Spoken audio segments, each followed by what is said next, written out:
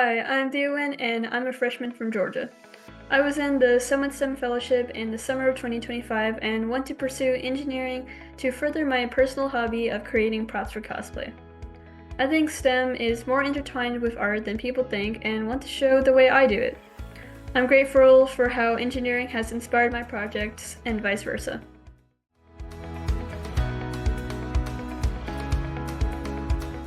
The year before I started SSF, I started growing my hobbies and was able to prove my abilities to others.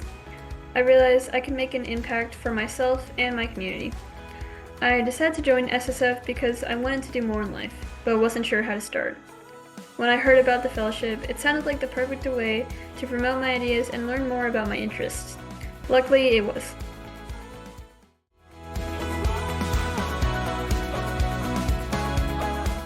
My favorite part of SSF was how interactive and fun it was made. I really liked the EdSTEM and to see everyone talking to each other. In the Ideadons, I liked meeting new people and the cute coffee chat place where people could relax. I especially liked getting to ask mentors questions on the weekends and participate in polls during a session. All these things made it personalized and always excited me.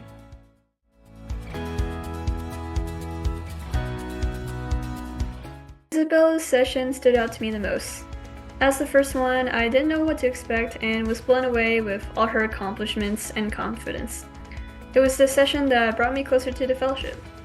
Afterward, a friend I just made the day before on the EdSTEM and I were just gushing to each other about how inspiring it was. So like Isabella, we actually started a podcast called The Young Leaders of Tomorrow about success in young people. We're so lucky Isabella was the interviewee for our very first episode, and we'll always be grateful she gave us advice.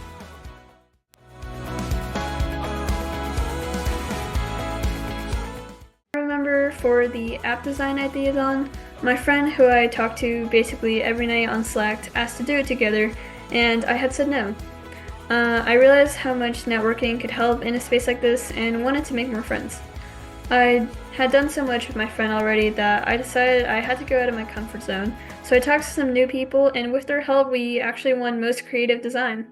I was so happy I did something different, and I'm glad I made those friends.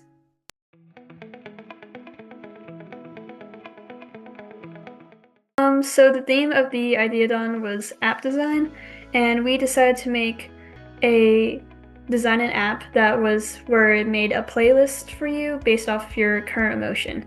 And it was a really cool idea because I listen to a lot of music like all the time, and I really like getting into music, and I thought it was a really good idea.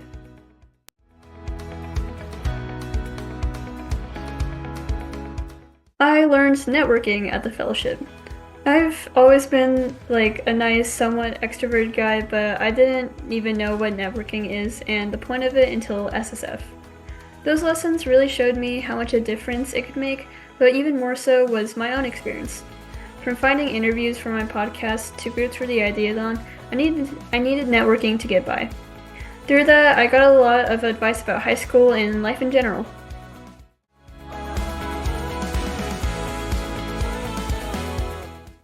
Has always been my thing since I was young. I was a fast learner and I enjoyed it, but for some reason there was always this idea in my head that I shouldn't be doing it.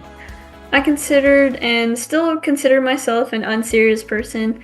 I like a lot of cute things, I can be clumsy, my hobby is making props for cosplay, and overall I didn't think I'm the type of person to be in STEM. But when I was in the fellowship, it practically disappeared. Who cares what an engineer should look like when I can just be an engineer? The fellowship helped rid me of this anxiety and showed me I'm not the only one. Before, it was embarrassing to say I like engineering because it helps create better cosplay, but no one at SSF ever laughed at me or said it was weird. I really felt like I belonged.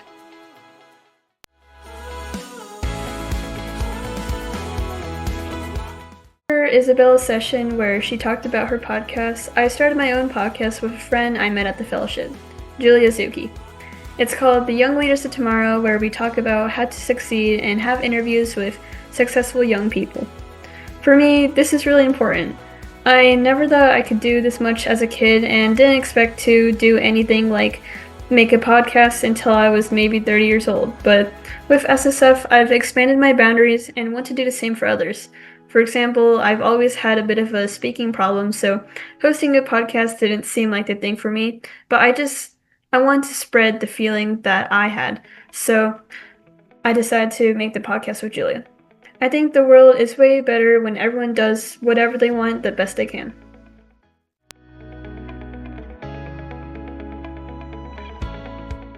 Say SSF in one word is enlightening. I discovered a lot about myself in it and have never felt so open to possibilities. I think everyone changed at least a little bit in the fellowship. Before it, I didn't think I would change much mentally, but I was pleasantly surprised.